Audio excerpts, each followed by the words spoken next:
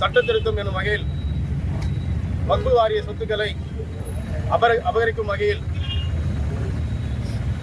குழுவில் வேற்று மதத்தினர் 2 நபர்களை சேர்த்து சட்ட திருத்தம் நிறைவேற்றப்பட்டுள்ளது.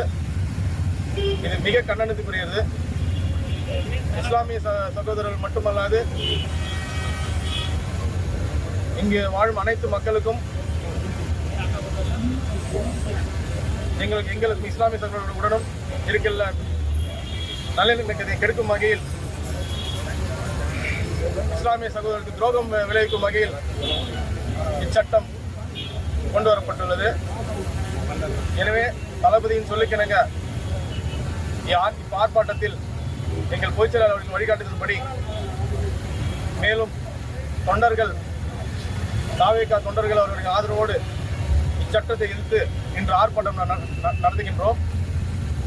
மேலும் ஒன்றிய அரசுக்கு எங்கள் எதிர்ப்பை வன்மையாக தெரிவித்துக் கொள்கிறோம். இந்த சட்டம் ஒரு இனத்தை அழிக்கிறதுக்கான முயற்சியா பாக்குறீங்களா நீங்க? கண்டிப்பாக இச்சட்டம் மக்கள் இனத்தையே சீர்கேட்டான ஒரு நிலைக்கு கொண்டு செல்லும் என்பதை